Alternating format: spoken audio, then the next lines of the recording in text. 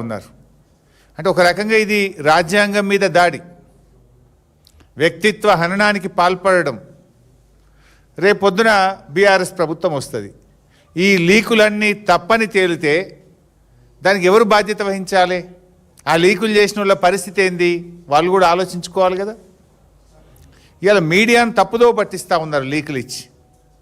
నేను మీడియాను కూడా దయచేసి నేను ప్రార్థిస్తూ ఉన్నా, ఈ లీకులకు అథెంటిసిటీ ఏంటి, ఆ లీకులను ఏ రకంగా మీరు యథావిధంగా ప్రసారం చేస్తున్నారు, దయచేసి ఒక్కసారి వాటిని క్రాస్ చెక్ చేసుకోవాలని నేను కోరుతా ఉన్నా. నేను పోయొచ్చిన తర్వాత కూడా మీడియాలో చాలా వచ్చినాయి ఆ రోజు, నెక్స్ట్ డే పత్రికల్లో కూడా. అందులో 90% సత్యదూరమైందే. మాకేంటంటే మీడియాతో బాగుండడం అలవాటు, డిఫమేషన్ వేయాలి, వేస్తే ఎవరి మీద వేయాలి? ఆ లీకులు ఇచ్చినోడేమో తెలియదా, పత్రికనేమో ముంగట కనబడుతుంది. We don't want that, we want to have a fair relation.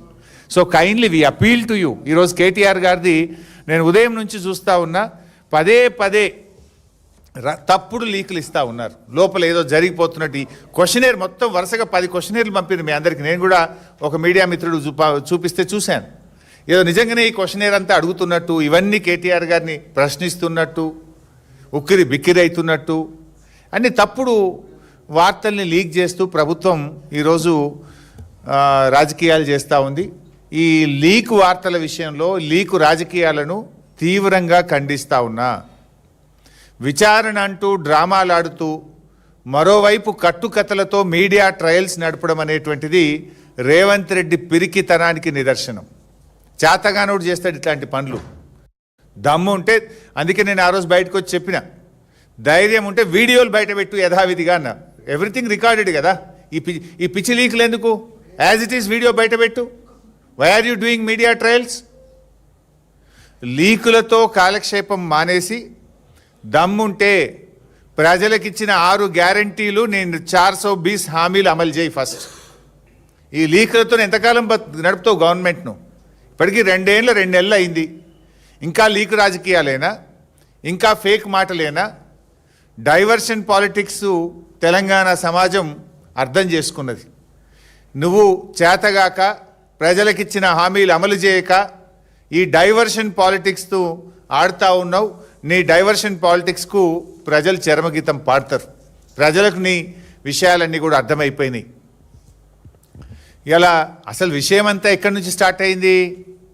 Revanth Reddy గారి బావమరిది సృజన్ రెడ్డి గారు చేసిన భూ కుంభకోణాన్ని ఆధారాలతో సహా బయట పెడితే ఈ ప్రభుత్వానికి కంటి మీద కునుకు లేకుండా అయిపోయింది. ఒకప్పుడు తెలంగాణలో ఒక మాట ఉండేది. ఏంటది? తెలంగాణ సిరులగని సింగరేణి, తెలంగాణ సిరులగని సింగరేణి అనేటువంటిది నాటి మాట. నేటి మాట ఏంది? సింగరేణి సృజన్ గని అనేది నేటి రేవంత్ మాట. నాడేమో తెలంగాణ సిరులగని సింగరేణి అయితే, నేడేమో సింగరేణి సృజన్ గని. ఇది రేవంత్ మాట, రేవంత్ పాలన ఇది. ఇలా ముఖ్యమంత్రి గారు మంత్రుల మధ్య జరిగిన ఈ కుంభకోణాన్ని మేము బయట పెట్టినాం. అని ఇది ఎట్లా బయటకు వచ్చాయని తలలు పట్టుకున్నారు. ఇప్పుడు ఒక మంత్రి గారు నా అన్నగారి కంపెనీకి సైట్ విజిట్ సర్టిఫికేటే ఇస్తలేరు అని ఒక మంత్రి బయట పెడుతుండు. మా కుటుంబానికి సంబంధించిన కంపెనీకి సైట్ విజిట్ సర్టిఫికేట్ ఇస్తలేరని చెప్పి ఆ మంత్రి గారు ఏకంగా ప్రభుత్వంలో భాగస్వామ్యం అయి ఉండి సింగరేణి సీఎండీకి ఉత్తరం రాసిండు. మా కుటుంబానికి సంబంధించిన కంపెనీకి మాకు ఎలిజిబిలిటీ ఉంది, అర్హత ఉంది, మొదటి నుంచి ఉన్నాం, మాకు సైట్ విజిట్ సర్టిఫికేట్ ఎందుకు ఇవ్వవు అని మంత్రే ఒక అధికారికి ఉత్తరం రాసిన పరిస్థితి.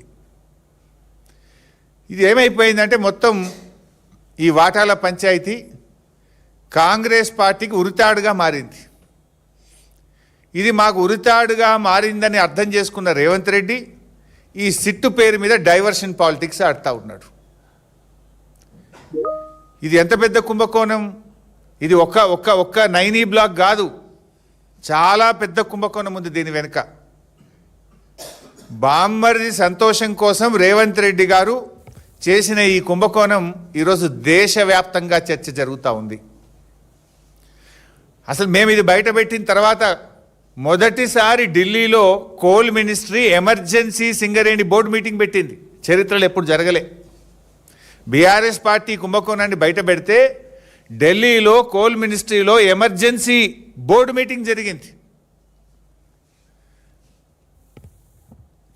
ఇవాళ తెలంగాణ ప్రతిష్టకు మచ్చ వచ్చే పరిస్థితి వచ్చింది. తెలంగాణ అంటే ఒకప్పుడు పారదర్శకతకు, పనికి, నైతిక విలువలకు ఒక గొప్ప పేరుండే. కానీ రేవంత్ రెడ్డి చేసిన ఈ బొగ్గు స్కామ్ వల్ల తెలంగాణ ప్రతిష్టకు మసకబారే పరిస్థితి ఏర్పడ్డది. గతంలో మీ అందరికి గుర్తే ఉంది,